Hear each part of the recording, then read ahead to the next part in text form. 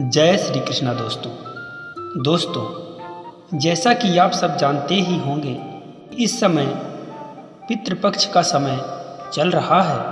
लेकिन पितृपक्ष क्या होता है और इसकी शुरुआत कैसे हुई एवं पितृपक्ष में अपने पितरों के नाम पर दान या भागवत कथा सुनने से क्या होता है, इन सभी प्रश्नों का जवाब जानने के लिए इस वीडियो को अंतिम तक अवश्य देखें। दोस्तों, ऐसी मान्यता है कि पितृपक्ष में दान पुण्य करने से और भागवत कथा सुनने से आपको उसका फल कई गुना मिलता है।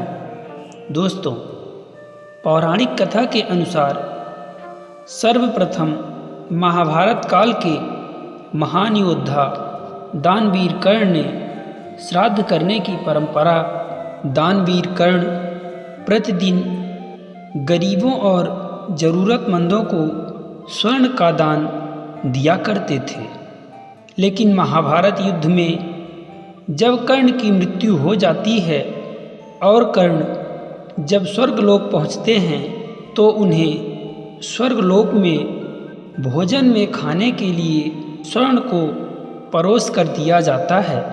तो भोजन की थाली में स्वर्ण मुद्राओं को देखकर कर्ण आश्चर्यचकित हो जाते हैं।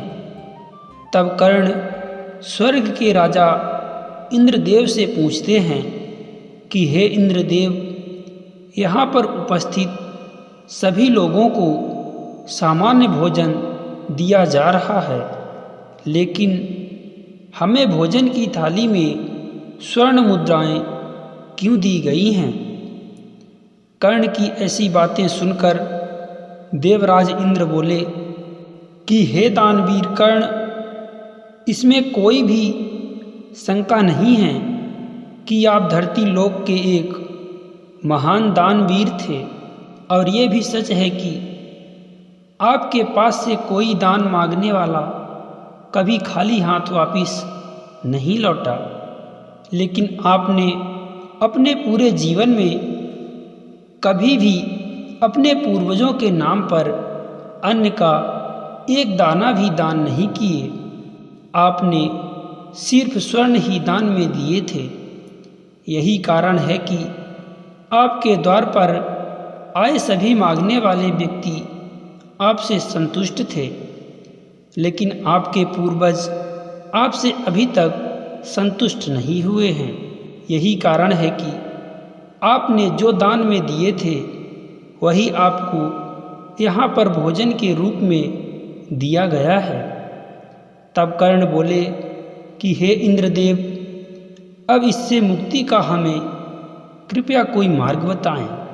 इस पर इंद्रदेव ने कर्ण से कहा कि हे कर्ण, आप 15 दिन के लिए फिर से धरती लोक पर जाइए और वहाँ पर अपने पूर्वजों के नाम पर दान पुण्य कीजिए और उनका श्राद्ध करके उनके नाम का पिंड दान करिए।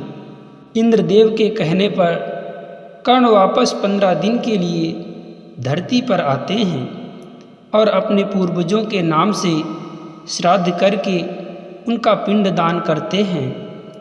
जिस समय कर्ण अपने पूर्वजों का पिंड दान कर रहे थे, उस समय सूर्यदेव कन्या राशि में थे, और ऐसी मान्यता है कि जब सूर्य कन्या राशि में होते हैं उस समय चंद्रमा पृथ्वी के सबसे समीप होती है। और ऐसा भी माना जाता है कि पितृलोक भी चंद्रमा के ठीक ऊपर ही होता है, और यही 15 दिन का वो समय होता है जब पितृलोक से पूर्वज अपने अपने वंशजों से भोजन प्राप्त करने के लिए पृथ्वी लोक पर आते हैं। धार्मिक मान्यताओं के अनुसार पितृपक्ष के दौरान पितर कौवों के रूप में धरती पर आते हैं।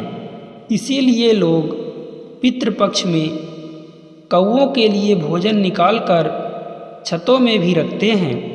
शास्त्रों में भी इस बात का वर्णन किया गया है कि देवताओं के साथ ही कौवे ने भी अमृत को चखा था। जिसके बाद से यह माना जाता है कि कौवों की मौत प्राकृतिक रूप से कभी भी नहीं होती है। दोस्तों, आशा करते हैं इस कहानी से आपको कुछ जानकारी अवश्य ही प्राप्त हुई होगी।